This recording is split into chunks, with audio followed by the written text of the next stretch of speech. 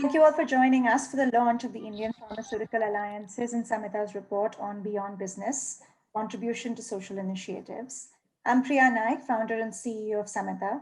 Over the last 11 years, we've worked with companies, foundations, governments, bilateral and multilateral agencies, and a vast number of NGOs and social video to impact millions of lives. In today's discussions, we have experts and visionaries in the field of healthcare who come with tremendous knowledge and experience of this sector. Please join me in welcoming Mr. Sudarshan Jain, Secretary of the Indian Pharmaceutical Alliance, Mr. Satish Reddy, President of IPA and Chairman of Dr. Reddy's Laboratories, and Ms. Aparna, Secretary of the Department of Pharmaceuticals.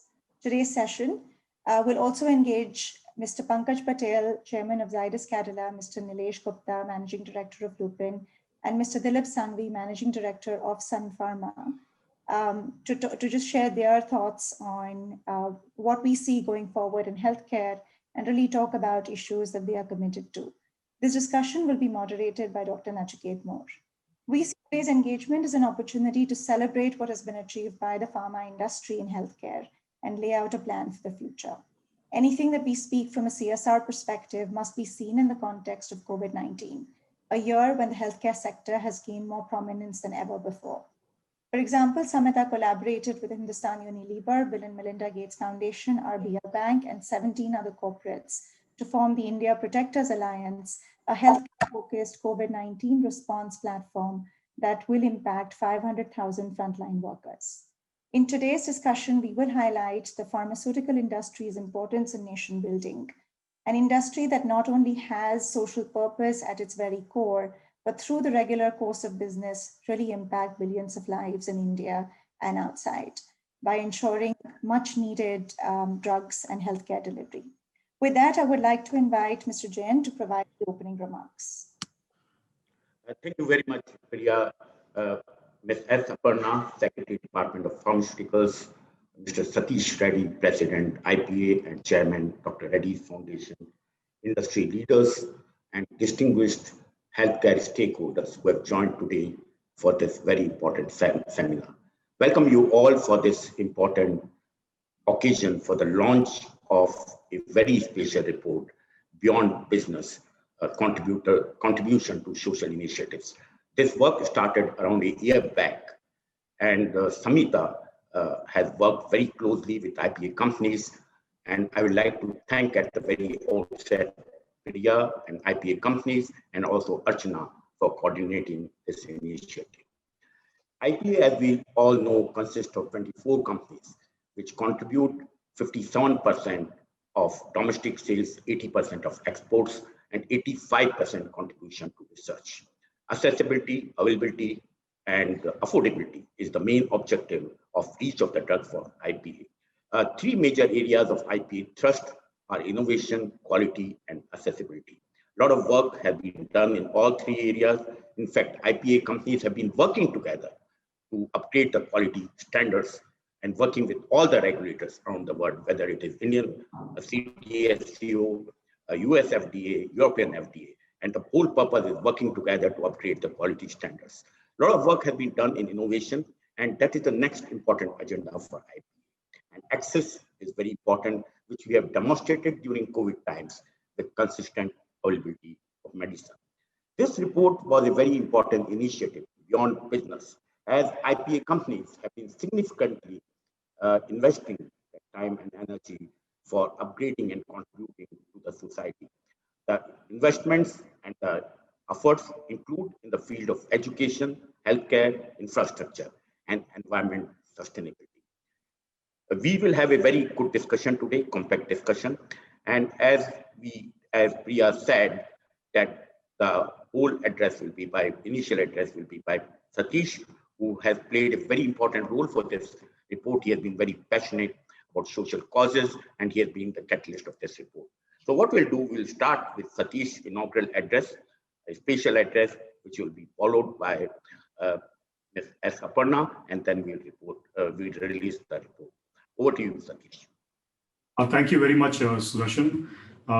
Honorable Secretary, Department of Pharma, Aparna ji, colleagues from industry, and all the stakeholders who are on the webinar today. Friends, I'm delighted to speak with you on this occasion on the release of the report, which highlights the Indian pharmaceutical industry's contribution to social initiatives from the leading companies. I would say that at the outset itself, that the industry inherently participates in social initiatives. Given the nature of the business itself that we are in the pharmaceutical industry, access to affordable medicines is a key purpose itself for which the companies exist in the first place. And this has been ably demonstrated in the pandemic times by all the companies by providing uninterrupted supply of medicines, by providing COVID treatments, and now they're in the forefront of providing vaccines, developing and also supplying vaccines. And also, I would say exceptional efforts have been made by the companies in providing the relief efforts during the pandemic times, in the early days of the pandemic, especially when we had the issue of the migrant workers. Each pharma company has done stellar work in providing the relief work. So if you see the founders, of most of the successful pharma companies in India, they've traditionally been known for their very philanthropic bent of mind. They went beyond their call of duty to engage in activities for the benefit of the society. And this was done either by their contributions which they made to non-profit organizations, the NGOs, or they did it through their own foundations or the trusts which they set up. For example, Dr.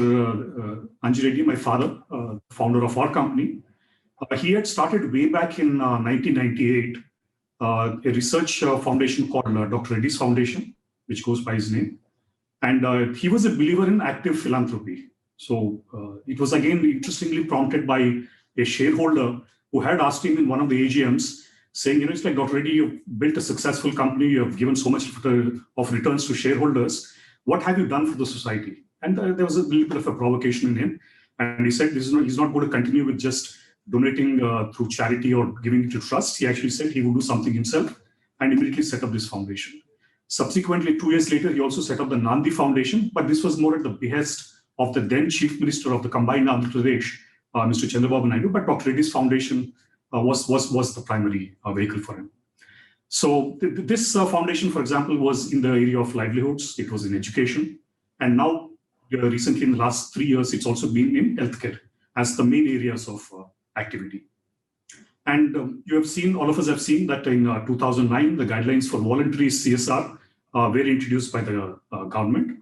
And then it was made mandatory as a spend in 2013, which gave, again, I think, companies an opportunity to also expand their CSR activity in a way that can benefit the society at a much larger scale, right? So, I mean, again, Madam, I just wanted to request you that time and again, we keep creeping about some of the regulations which the MCA has when it comes to this CSR spend, where we should spend, how we should spend and all that. I would request you to use your good offices because Indian pharmaceutical companies especially have done exceptional work, right? So we really don't need that much of regulations for it. We are quite responsible in the way we spend. So also a lot of companies, so that I thought I would just mention that to you.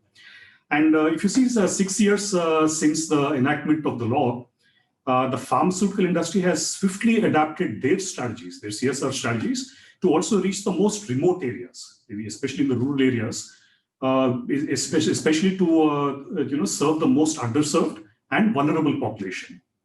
And as Sudarshan just mentioned, if you see the CSR initiatives of our member companies, we have focused primarily on health. We have used expertise in the areas of health, being closely associated in this industry, to cater to different needs of the underserved population. And while not limiting ourselves to the focus on health, we have expanded our activities to areas in education, community, and also rural infrastructure. Important to note, that we have done it silently. We have not made much of a noise about it, but importantly, we have created a huge impact. So I think the question obviously in everybody's mind is, so why this report at this point of time? Why are we projecting, what the work has been done? One of the things is, it's like listed companies, most of the companies, we all anyway report it in our annual reports, and there'll be much more reporting now with the additional guidelines which have been proposed, especially by the NCA on this, what they call the BRSR reporting, Business Responsibility and Sustainable Report, which means more of non-financial reporting which will come into the forefront, but also it gives a framework for reporting things that highlight, responsible business, which is an emerging trend in the corporate governance. And it's just not just reporting; it's also an opportunity to showcase the impact, being created by the companies, and also find areas, like Priya had said in the beginning, to also find areas where companies can partner with each other, and that maybe a larger impact could actually emerge. For example, pharma clusters in a particular region. If you see the pharma clusters, maybe they could pool resources. They could address high impact areas, especially whether it's health or education, which is where most of the companies spend their CSR money, and also use some kind of a PPP model, to also work with the government. Because if you've seen the SDG goals, especially number 3, which says SDG goal number 3, which says good health and well-being, lots more can be done in healthcare, especially through this private-public partnership. And we can spread awareness, we can build the capacity in healthcare, lots of things that can be done. So I think going forward, the pharmaceutical industry, I believe, will play an even more crucial role, especially considering the magnitude of the challenges that we'll face because of the after effects of the pandemic. That's definitely there, because if you see from the economic side, globally itself, the GDP is expected to contract 5.2%, and the pandemic will plunge a lot of countries into recession in this year itself. And also, if you see the number of undernourished people, for example, WHO mentions that currently what's at 690 million, it could increase to almost 69 million, which could also increase up to 132 million by the end of the year. It's a huge magnitude of what we are going to face. And I could go on about the far-reaching consequences of this pandemic, but I think now is the time that we need to leverage our existing CSR initiatives to mitigate the further damage. And our members, for example, could expand their geographical reach, and we can use our expertise in building much more needed capacity in healthcare, especially in training the healthcare workers. And that's where I think companies through their CSR activities can certainly play a role. And I certainly believe that we can explore ways in which we can collaboratively work where interventions can reach a larger scale. And members, for example, can forge partnership at different levels of the government, starting with, say, the Gram Panchayats for field level interventions. It could be collaborating with the state, for example, or go all the way to the central government, where we can bring about policy level changes, which would then help our interventions at the corporate social responsibility. And I hope that today that this report that we're releasing will certainly help a number of our member companies to expand their interventions, not only strategically, but also innovatively, so that as we continue to serve the society, I understand that the road ahead will be challenging, but our members are not new to challenges. And through a concerted effort, I believe that we can continue to work towards achieving the developmental goals of the country. So once again, thank you for your attention, and I'm very, very happy to be participating in this webinar. Thank you, Sudarshan.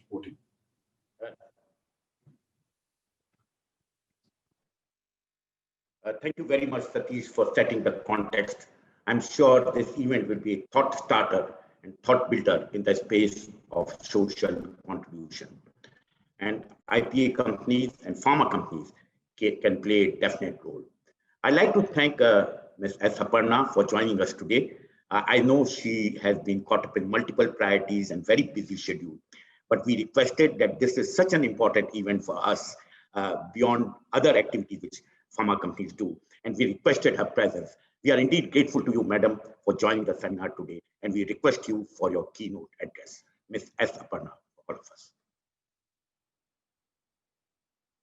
Thank you, Sudarshan ji.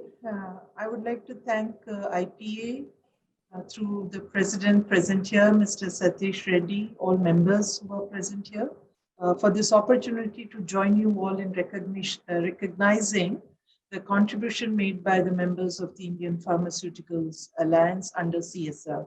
It makes me very happy to learn that the members of IPA have spent approximately, am I allowed to say the amount, or it is? Yes, you can say, madam. Yes.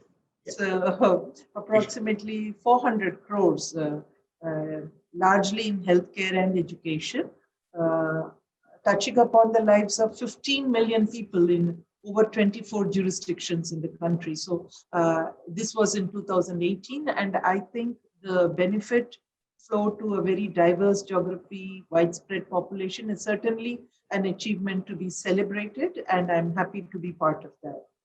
We know that philanthropy, of course, has always existed worldwide in one form or the other, the guilds of the medieval times. But in the past 2 decades, it has taken a more strategic shape.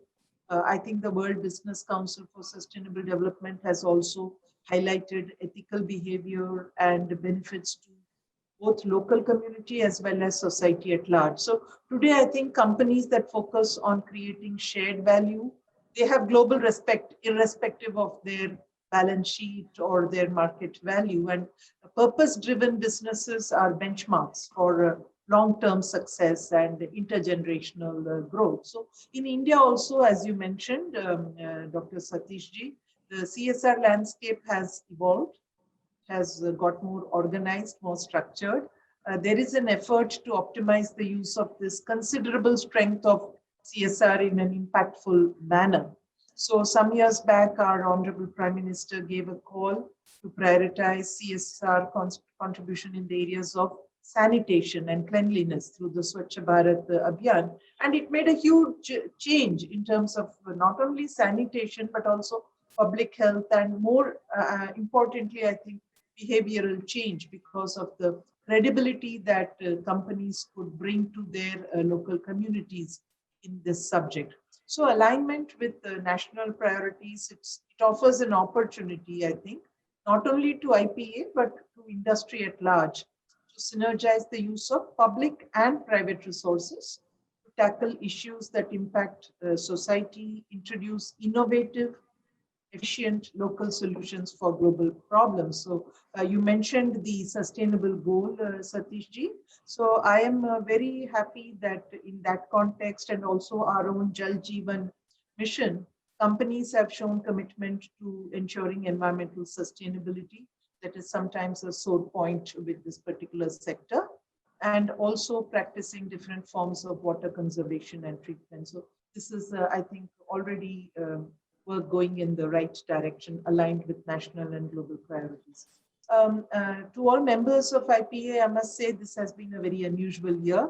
It's drawing to a close. We do not know what the next year brings for us, but policy and practice have both been dominated by the pandemic.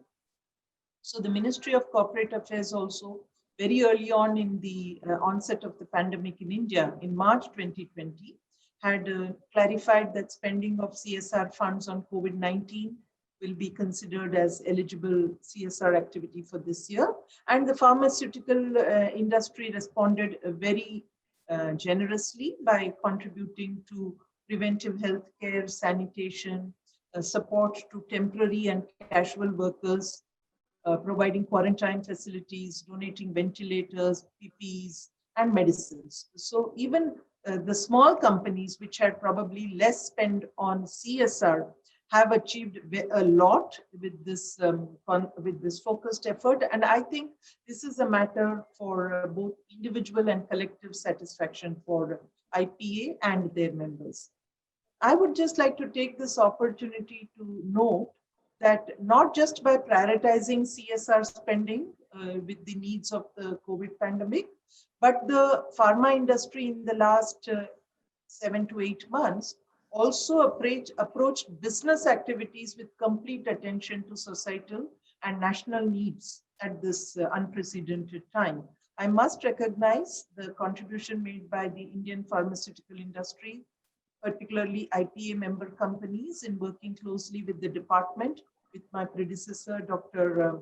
Vaghela, with the empowered groups, to ensure uninterrupted supply, you mentioned this, and availability of affordable and quality medicines. So despite the most unfavorable conditions, manufacturing plants were up and running, supply chains were maintained, so that we could fulfill the healthcare needs of people in India. And in fact, in over 120 countries across the world.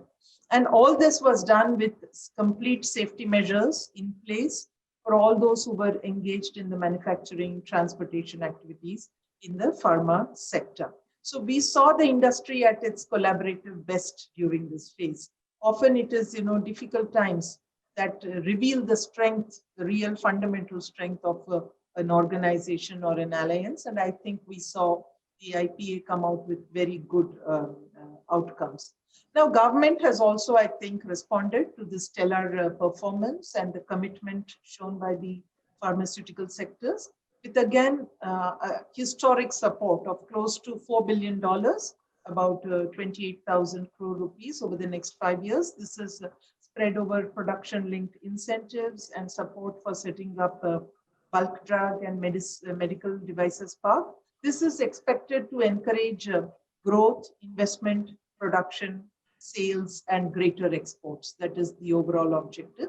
And in my initial conversation over the last 2 months or so with industry, it's very apparent to me that regulatory and policy risks loom larger in your mind than market and financial risks. And therefore, personally, I intend to prioritize work on regulatory reform to the extent that I can get some things done, and policy issues over the coming months. And I do hope that IPA will continue to provide valuable inputs, which will serve not only the industry, but the larger national interest. Coming to a slightly philosophical mode, I would say that the pandemic has had many lessons for each of us personally and for mankind as a whole. You must have seen this, in your own reflections, your introspection. Priorities, recepts, and problem definition have changed quite dramatically for families, for organizations, whether they are governments or businesses, and for nations. Today's event must give us pause to examine these changes, to examine why CSR must be a separate function, why we cannot embed quality of life and societal value as an integral part of all that we do as organizations, whether we are public, like the government, or private sector, like individual companies. From my own experience, I spent close to, I think about 10 years in the industrial south of Gujarat. I know that business leaders, whatever may be their wealth, however large and powerful their businesses may be, find the most joy and meaning when they can touch the life of a fellow Indian to alleviate pain, provide opportunity, or fulfill untapped human potential of their fellow human beings. Now, the wisdom of the Mahatma still holds good in the 21st century for each one of us. However, we may have, moved ahead in terms of wealth or capacity or stature. The tears of the poor and the smiles of children remain the most powerful motivators, not only wealth creation. So this pandemic has perhaps demonstrated that such motivation need not be limited to only CSR activity, but the whole industry can be built on this principle or this motivation. Let me note that, of course, each company would have its own CSR policy and programs, but there are two opportunities that I see here, and I'm so happy to also hear it from IPA President and from Sudarshan Ji. One is for the pharmaceutical sector to build a common CSR brand identity. And the second is to find strategic match of industry strengths with the needs generated in society by this new normal, which is the post-COVID world. So I do hope that IPA, with its talented leadership, will take on this challenge, and you will be able to forge a new path, which will focus not only on how much you can spend, but what kind of large-scale impact and outcomes you can achieve. I also want to express my gratitude to all the on-ground workforce of all your companies that have been associated with your CSR activities, the social enterprises, the local community leaders. And I feel fortunate to be, in fact, Satish Ji, I feel fortunate to be associated with a sector that is guided by public interest and individuals that are driven by professionalism. And I hope that this will encourage action that is progressive, with, of course, active industry cooperation on many other fronts. So we have a lot of work ahead of us, But I do believe that our common goal is affordable and quality healthcare for all. And it's my pleasure to be with you on an occasion where you are celebrating something that is dear to each one of you, to your hearts. And as you said, your father was, Satiji, your father was, he thought about this when he was asked by a shareholder. We have a large number of stakeholders. But I think now no longer do your industries and leaders of your stature, I see many of our industry leaders here, you're no longer dependent on external stimulus to be able to do good work, whether it is in CSR or in the professional sphere. There is an internal hierarchy that operates, and you are at the level of self-actualization as an industry and as individuals. And I do hope that this will translate into very good outcomes, both in the CSR sphere and also overall in our national goals. So thank you very much for making me a part of today's event. It is a celebratory event. It is a conclusion of good work done by thousands of people. So my salutations and congratulations to each one of you. Thank you. Thank you, Satishji. Thank you, Sudarshan. Thank you very much, Madam, for this insightful keynote address.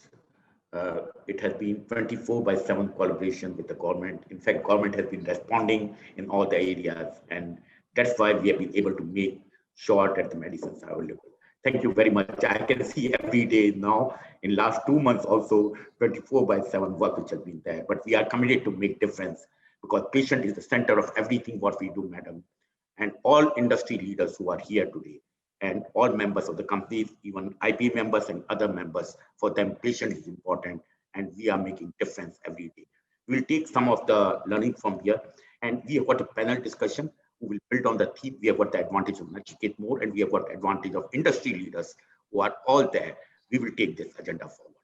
With this, we request you and Satish to release the report, which is very dear to all of us. So over to you, Satish and Madam, for releasing of the report.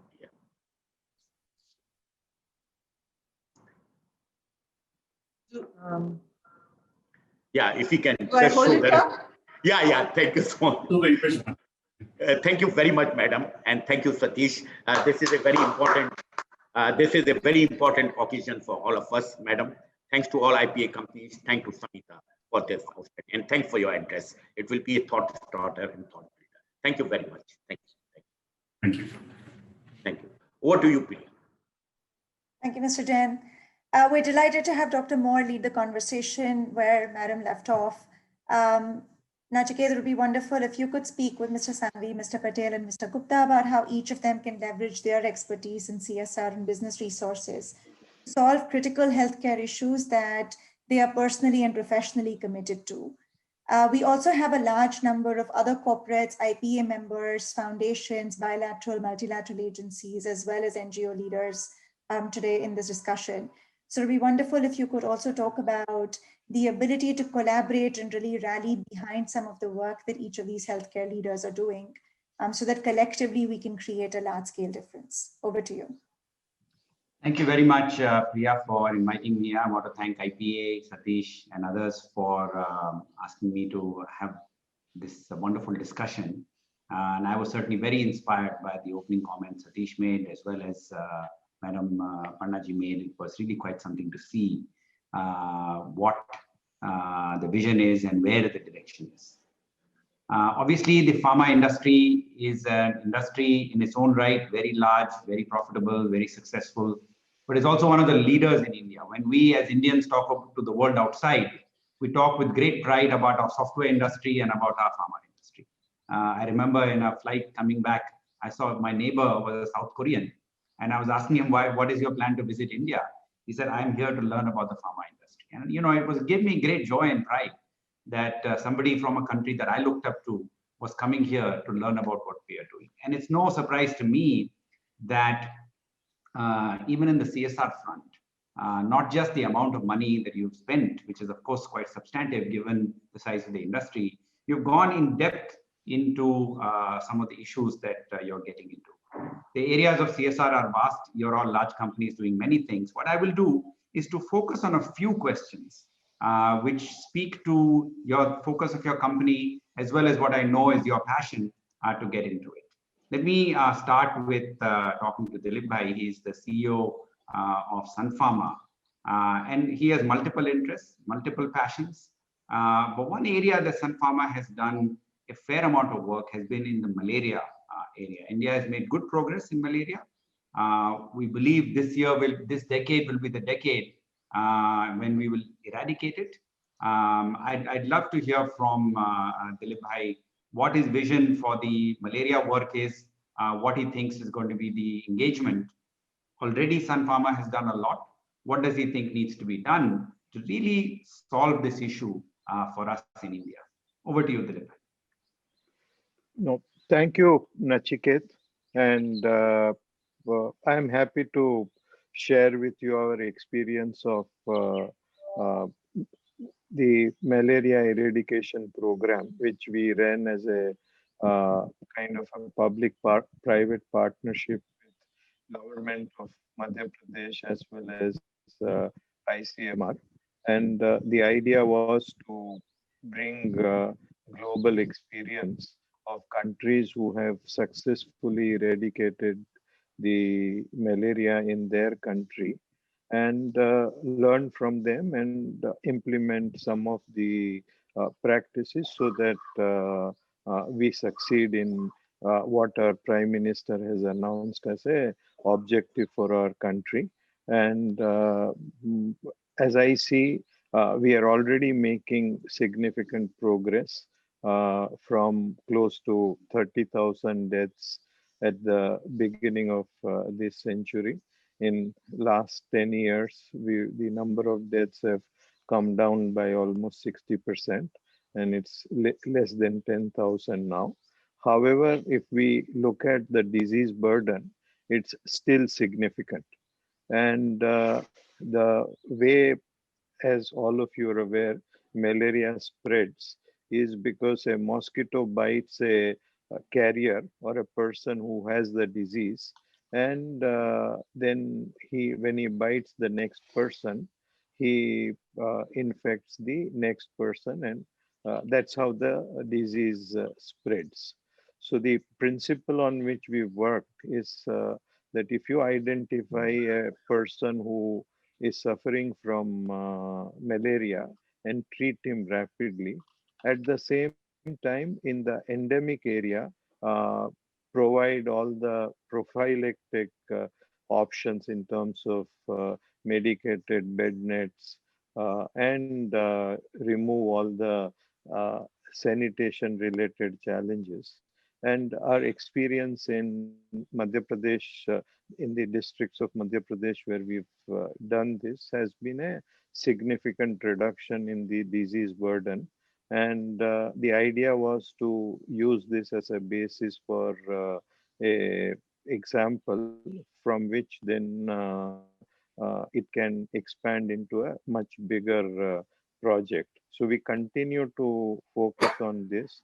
And the idea is that this experience will help us moving rapidly towards our objective. Thank you. Wonderful, sir. Wonderful. This is good to hear. And I know that 2027, 2028 is the date by which we expect to eradicate malaria. And I'm certainly confident that your company will play a key role in doing this. This is an ancient disease. And many countries have actually 20 odd countries have declared themselves malaria free. I'm looking forward to the day when, thanks to your efforts, the government's efforts, India becomes one of them. The other area, Pankaj Bhai, you've spent some time and you've had an interest in is the Dilip Bhai, sorry, staying with you for a minute. You've had an interest in is mental health. And it's an area you've been spending time in. It's an enormous burden. As Madam said, COVID-19 has caused many issues. Mental health is one of them. Could you speak for a few minutes about what your thoughts there are and what you are doing about it? Dilip? Yeah, no.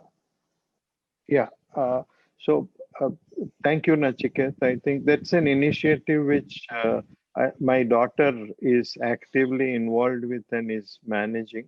The idea is to uh, uh, help people who, when they are in a difficult mental state, to do some hand holding and help them evaluate options, including counseling, as well as help them look at the uh, challenges which they are facing in perspective.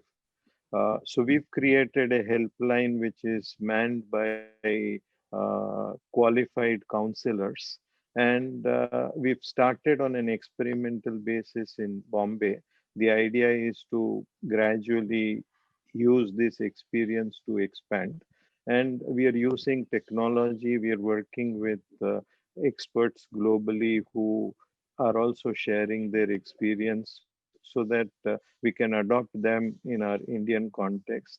And your point is correct that because of COVID, at least 30% of the people who reach out to this uh, call center have COVID related stress directly or indirectly. But we have 70% of people who call us first time call again, which basically means that they are. So we track all of this on a scientific basis. And the idea is to learn from this and expand this into a national program within next maybe 12 to 18 months. Wonderful. So it's so good to hear about that. It's not an area that has received a lot of priority. And, many parts of India, we are seeing a rise in mental health and suicide burden issues. So I'm so pleased to hear that you yourself, your daughter and your company are taking an interest in this. May I turn to you, Nilesh, for the work that, Lupin has been doing. And you've done, again, work in many areas. Given the theme of health, I want to stay with tuberculosis, at least as an initial area of work. Unlike malaria, unlike some of the other diseases, unfortunately, TB is still with us. I understand that we lose over 1,000 people per day, kind of comparable to, we've gotten used to these numbers for COVID. People don't realize that TB actually has had this problem for quite a while. And of course, there are multiple causes that result in this. I'm so pleased that your company is taking a keen interest, has always taken, but continues to take a keen interest in this. I'd love to hear more about what you're doing and what you think is the trajectory should be for India to really deal with this issue in a way that, for example, China has, and to lower the burden of disease in a dramatic way. Thank you, Nachiket. We'll talk about our CSR as well, but this is something which started kind of as a business for us as well. Especially in the early days, Lupin's focus was on diseases of national importance. TB featured very high on that list, even in the 70s. As you know, we've been the largest manufacturer of TB API and finished products. Even at times when there was little or no money to be made in the category, we ensured product supply. And you're absolutely right. In the last 9 months, TB has killed more people in India than COVID has. Even as per ministry statistics, TB kills 480,000 people each year. That's almost 1 a minute, right? In the 39 minutes that we've spent, another 39 people have died of tuberculosis in our country. And I think rightfully so, the government is attaching now the right priority. The central government has set a vision for eradicating tuberculosis by 2025. But as you know, tuberculosis is a very tricky treatment. The treatment is 6 to 12 months, and that is if it's diagnosed in time and treated without interruptions. Even before COVID came into the picture, delays in diagnosis, inadequate treatment, these were the two main obstacles achieving the nation, preventing the nation from achieving the eradication goal. And, in light of COVID-19, especially, you see, even WHO reports that, a lot of high TB burden countries, India included, saw a large reduction in monthly number of cases. These people have not disappeared, right? They're very much amongst us. It's just that they've not been able to reach out and get the treatment that they should. There is clear indication that COVID-19 has impacted TB adversely.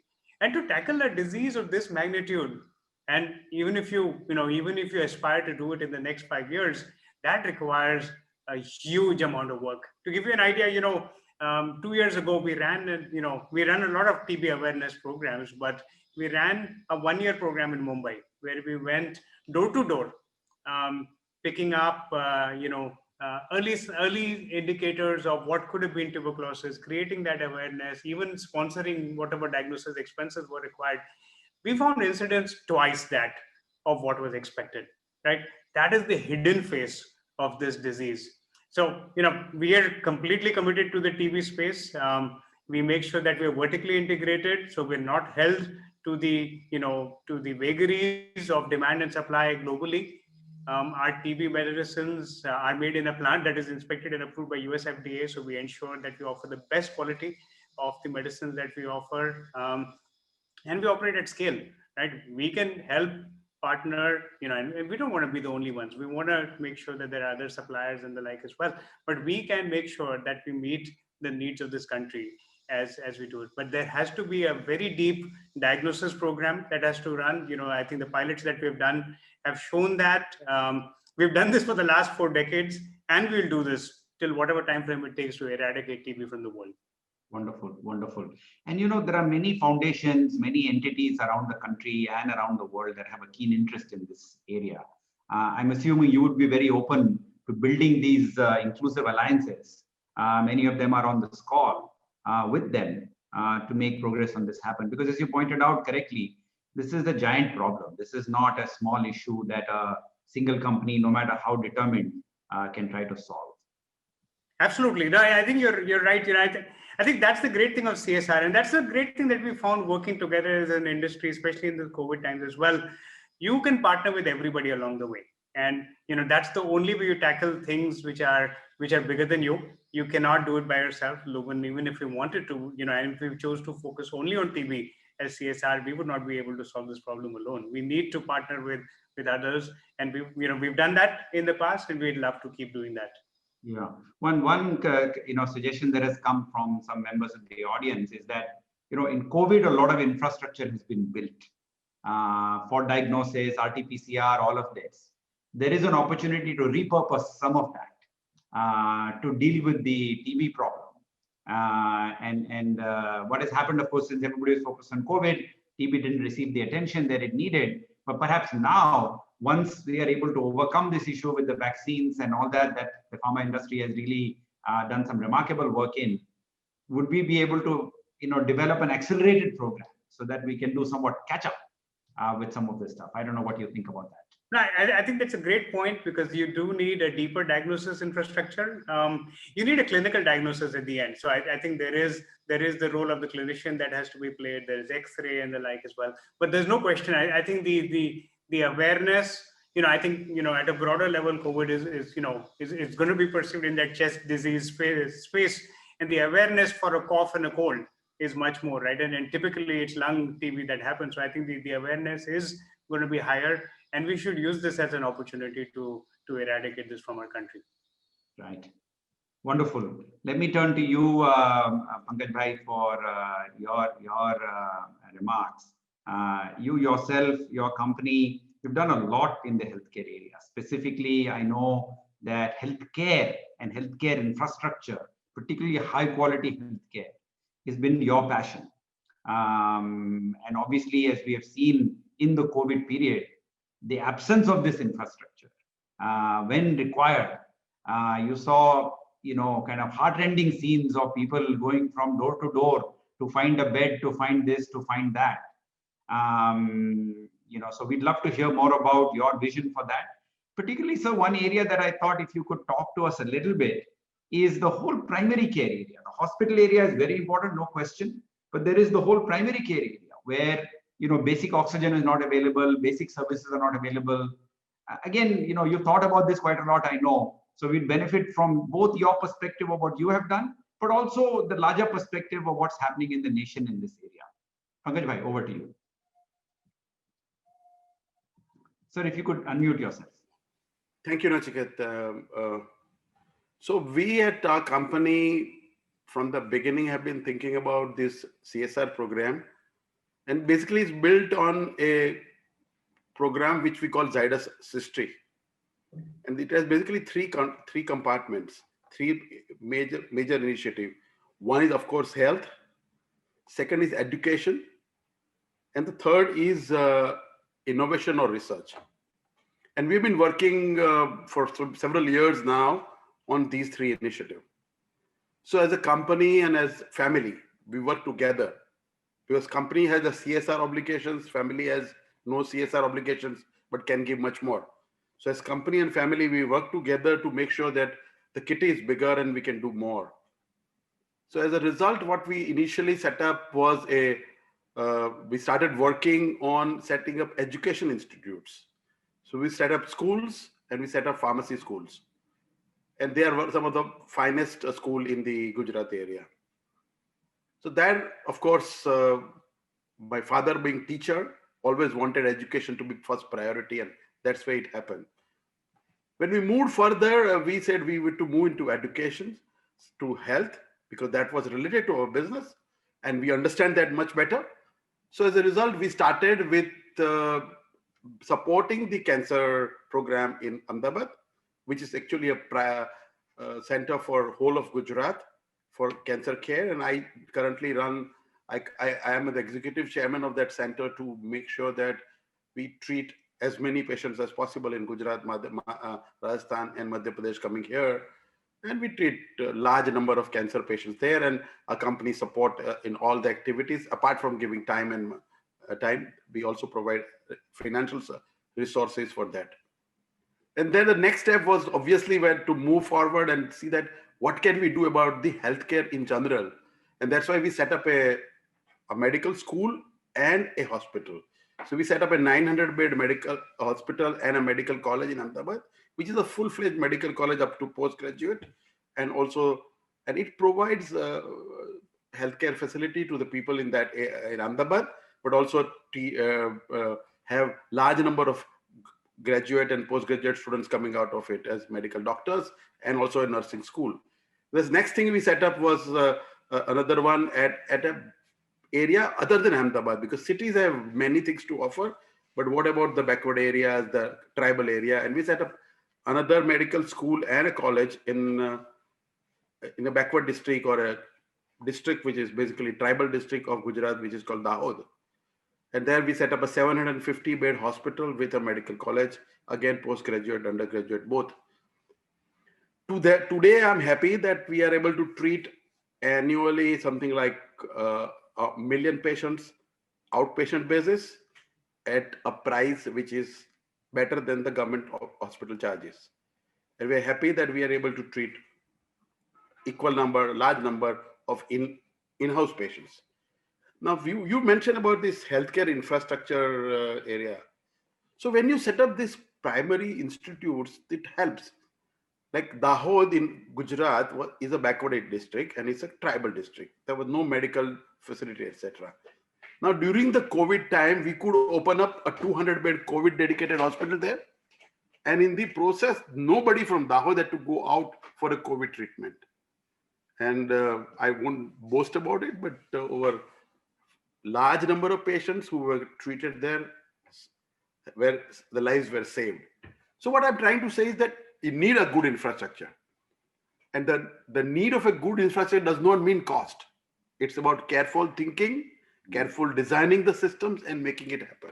And I think that is possible.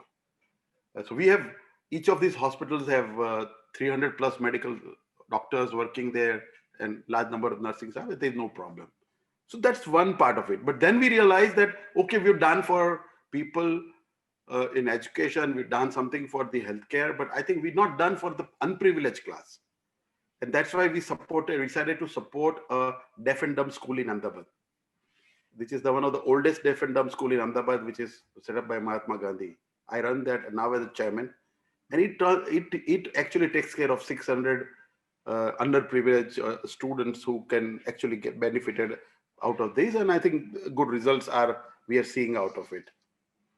We also looked at research as a part of our initiative, and last over 14 years, we've been running a kind of a program which is called an biannual event to basically tell the Indian researchers that India can do it and how it can do it. And that's why we call some of the best minds of the world to come to India and share their knowledge, information, and ideas about what they can do for research as they move forward.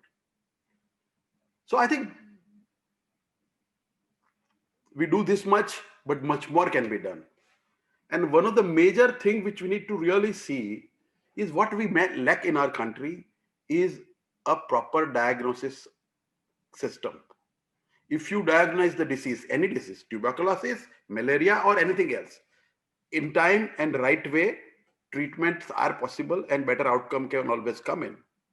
And for that, we need a kind of a physician clinic, which is fully equipped.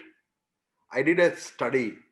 In my opinion, for a 50 lakh rupees, you can set up a physician clinic which can offer A to Z diagnosis for a person, which is generally required, not highly sophisticated genomic studies and things like that, but what is generally required. And if you set up those kind of centers, it can be done. However, unless we do into a PPP model, if government is going to do it, unfortunately, it may not get you the exact outcome. If private sector is going to do alone, it may not have enough resources to do it. But if we can generate a PPP model, larger populations, even in villages, we can offer the kind of thing. So I think the point I'm trying to say, and to answering your last question, is that one can do tremendously much more in healthcare area in India. And we as in a humble way, little bit trying to do everything what we can do. But I believe that there is larger collaboration possibilities between government, with the philanthropic agencies within India and outside India, to make this happen in a much, much larger scale. I believe India has enough number of people who have desire to serve the people who need the help. We need to create a platform where they can come and help us achieve that goal. Wonderful, wonderful, Punit. Very nice to hear from you about the multiple initiatives that you have taken in the healthcare space, right from medical college all the way to ensuring that remote areas and underprivileged populations are able to get the benefit of this. One of the issues, we have limitations of time, and I would love to get into details of all the programs that have been done. But one of the issues I want to use the last 5-10 minutes to get all of your views on, which was a point that Aparnaji made, which I thought was an important perspective, that how can an industry body like you come together in some way to see if the collective impact of what you're doing. I see what you're saying, Pankaj Bhai, I see Nilesh, what you're saying, what Dilip Bhai is doing, some remarkable work in each of your areas, very, very impactful work. And I know from our earlier conversation, Pankaj Bhai, there are some areas in which IPA is already acting together to do this. Any thoughts as to, I know this is too early, this may take some years to evolve as to what is the right place, right ways to collaborate, but are there shared issues? I know, for example, COVID-19 certainly brought a lot of people together. I myself was involved in an effort called ACT, in which the startup industry, the private equity funds very quickly came together and supported creation of new CPAP devices, new ventilators, new mechanisms, because there were many rapid innovations required, which the traditional L1 process and all that would not actually produce to do. So kind of venture philanthropy, it was quite a remarkable 100 crore, 120 crore kind of effort, which I felt was interesting, mainly because lots of people came together on top of whatever else they were doing. So I was just wondering, maybe Dilip Bhai, if you're able to start, any perspective you have on a gentle beginning of where common cause can be made, it would be wonderful to hear. No, thank you, Nachiket. And when we discuss internally if within the industry, then as you rightly said, COVID kind of becomes a important reference point, because we've seen significant enhancement in the collaboration between the different companies and helping each other out in such a way that we could maintain consistent supply chain and also learn from each other so that we can manage to reduce the infections of workers when they come to work. And I think it's worked out very beautifully. And at a philosophical level, when I look at the various initiatives that industry on its own currently is involved with, then I think broadly two important areas, education and healthcare, are common in almost all the members. And then I think malnutrition or hunger is also an important component of initiatives of some of the companies. So I think since philosophically all the companies are working on common, areas which are similar, may not be identical. I think if we work with a conscious focus, we can potentially look at developing a common agenda. And I think we can then look towards making collectively a major impact, because we can each contribute to the success, and that will produce an outcome which will be significantly better than what each of us can hope to look at. The other option, of course, is to also work with external agencies and other NGOs who are also trying to work. So I think as Pankaj Bhai and Nilesh also highlighted, problems that we are working on are so massive that whatever that we can do working together will be useful and beneficial. Wonderful, Dilip. Very nice to hear. Nilesh, I don't know if you wanted to add something to it from your perspective as to where you see, not force fitting anything, something that begins in a gentle way and maybe naturally gathers some momentum. No, I do want to add, I think CSR goes very much to the soul of a company and the individuals who are involved with running the company. As you know, Lupin's founder, my father, was born in Rajgarh, a small village in Rajasthan. His father was a school teacher. There was always a sense of obligation that he had, that he wanted to give back to creating wealth, creating empowerment in rural areas. He felt that if people had the right kind of jobs and they were empowered in villages, they would be that much happier. Right, and that is the philosophy in a lot of the rural upliftment work that we do, for example. But even in putting this report together, and even without really trying, so for example, IPA together has run a spurious drug campaign for possibly over a decade. Right, nobody was trying to make any individual benefit out of that, but you realize that that is possibly the worst thing that you can do. Like, just imagine, I gave you the statistics on TB.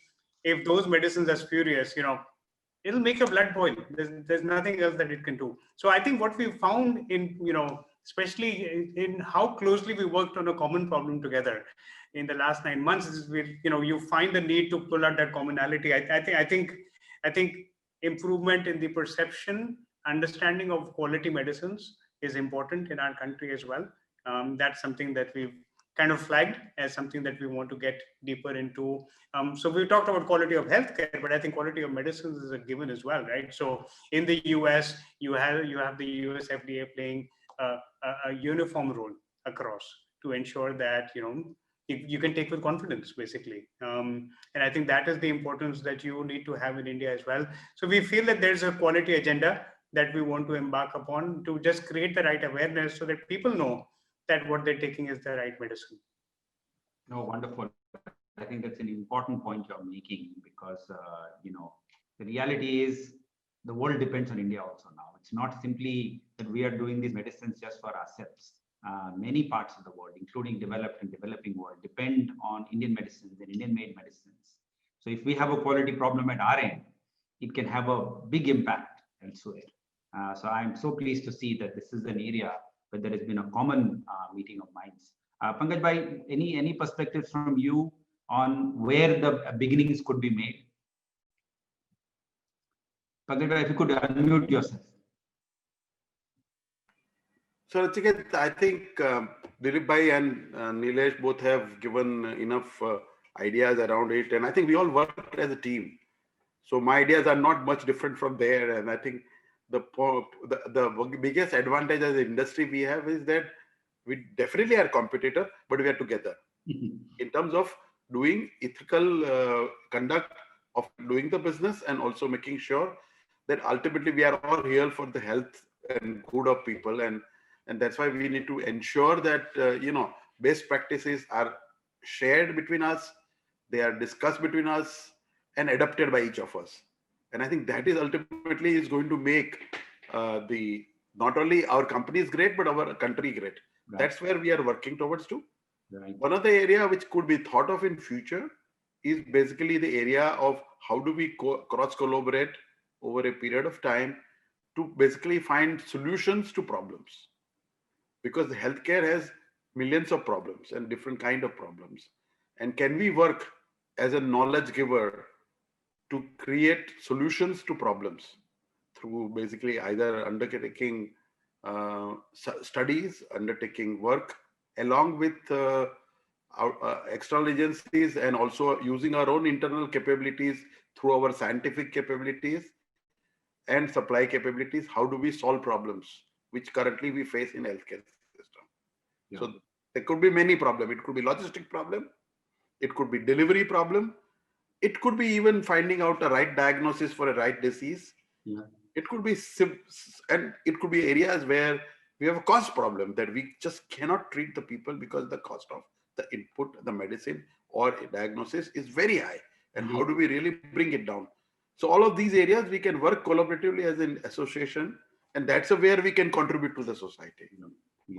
Apart from, of course, individual companies will continue doing the CSR work, because we believe that many of us are doing this because of internal pleasure, that we get a great pleasure in doing so.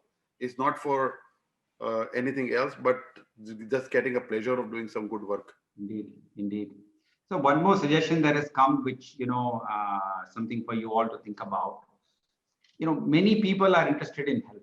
Many people are interested in livelihoods. Many people are interested in education.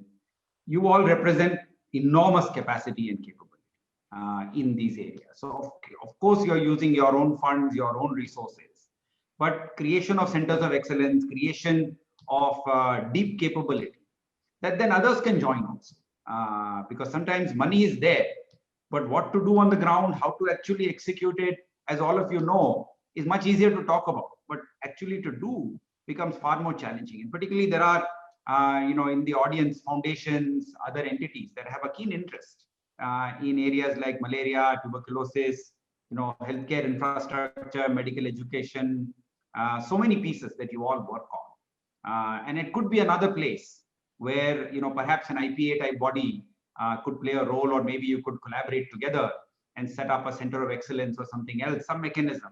So that's certainly one thought that has come up as a possible way in which you might think about doing some of these solutions. And of course, there are companies that are working in other areas, not quite pharmaceutical areas, but maybe working in a district along with you, working in the same geography in an industrial estate. And I'm sure you're collaborating on the ground, but is there a conscious effort one could take, like the government has done remarkable work in the area of aspirational districts, where they've identified some of the most challenging areas and have told all the government departments to come together and say, well, why don't we make a special?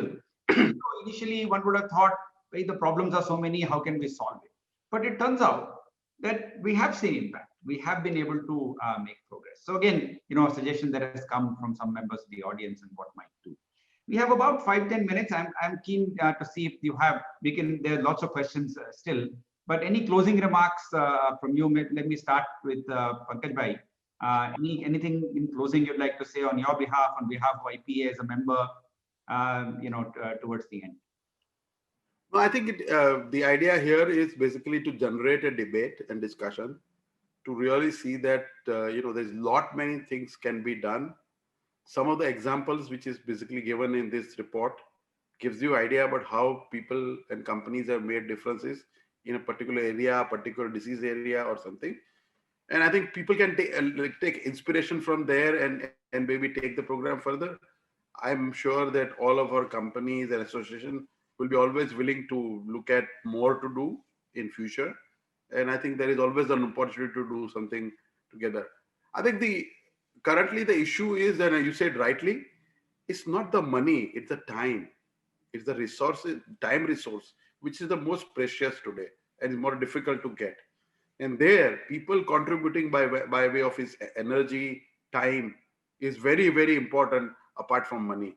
And I think that is what ultimately is we all will be looking forward, because though we are doing something, if there are more hands on the ground, the effectiveness of any program will be significantly much more. And that's a way I see there is a great way to collaborate. Thank you, Pankaj. Very well said. Very well said. Nilesh, back to you. Any closing remarks, any closing thoughts that you have? Sure. So I think just broadly at the CSR level, and in many ways, I inherited what we do at CSR in Lupin, right? It started when I was a kid. We started in '88, but I think and we're today privileged to have a voice on a platform such as this to talk about CSR. We're certainly not the only voice, but I think my take on CSR is that whatever you do has to be sustainable. And I think at some point of time, you have to be able to say, okay, if I'm not there in this, how does this continue? For example, in rural development that we do a lot of, it's a very difficult goal. I think that's what we're toying with now. 30 years into the program, we're saying, okay, how do I make this sustainable? How do I make this demand driven, for example, rather than supply focused? I think something like that in an area like that would create true sustainability. And I think that is a key question that needs to be answered in any CSR program at some point. Wonderful, wonderful. Thank you, Nilesh. Philip Bhai, you've always been a visionary leader. Any in the last few minutes that are there, any closing remarks from you? Any thoughts for the audience, for your fellow companies as well as IPA?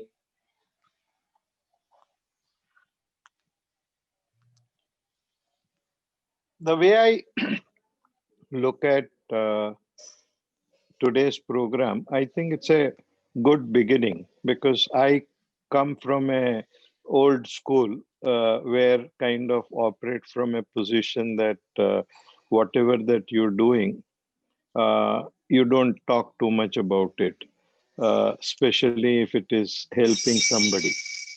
So, and I'm learning over time that even though when these values were inculcated in me, they had relevance, but in today's context, I think when people are learning from each other, I think it's good to talk about and also consciously work with everybody to augment each other's capacity. So I think let's see how the IPA's initiative of sharing all the member companies' CSR activity leads towards improved interaction on CSR and also learning from each other so that it becomes more effective.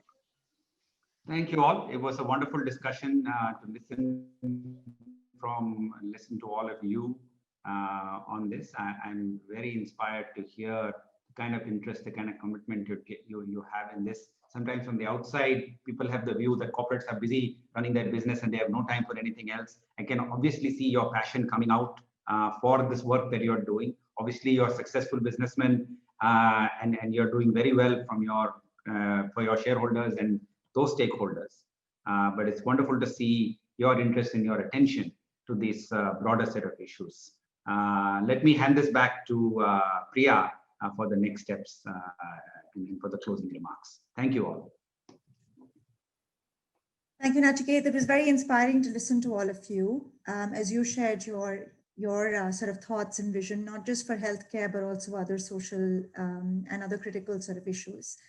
So very grateful for the work that all of you do. And I hope that with IPA, we're able to help you take your CSR journey forward, both individually as well as collectively. Thank you to all the participants for engaging with us. If you have any questions or suggestions on how the Indian pharma industry can create more deeper systemic impact, do write into us.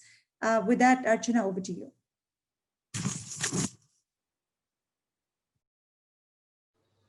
Thank you, Priya. Good evening, ladies and gentlemen.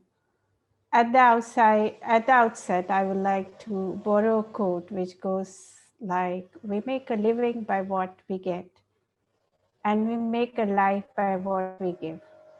Our IPA member companies have followed this ethos because giving is not a choice, but a duty in Indian culture.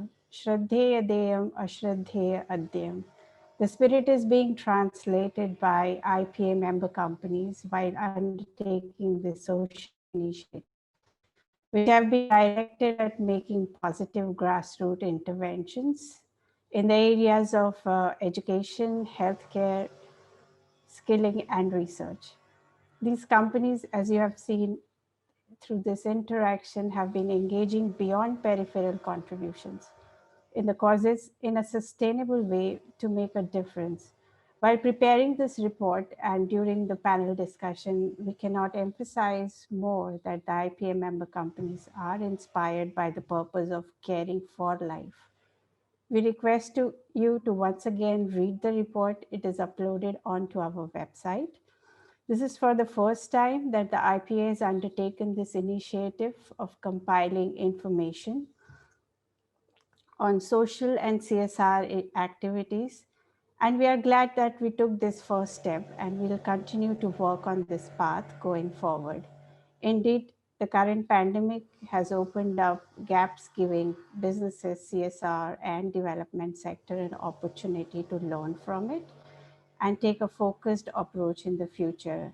I hope today's dialogue generated ideas and will provide opportunities to help us move forward on this important topic.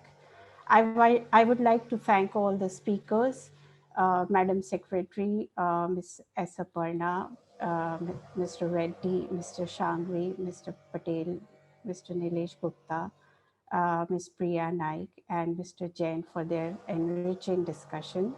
I would also like to thank Dr. Nachiket Moore for his wonderful moderating of the session. Your words will continue to inspire us all. I would also like to thank all the member companies who supported us with their inputs throughout the development of the report and the leadership they helped us in putting together this report. A special thank to you, to the team Samhita, for partnering and for their continuous support in bringing out this report. I'd like to thank the IPA Secretariat team, my colleagues, especially Mr. Jain, Roshan and Swayamvi, who were all for their contributions in preparing this report and their support throughout. Last but not the least, I also would like to thank all of you for taking out your precious time and attending this webinar. Have a lovely evening, and thank you all once again for attending this session. Thank you.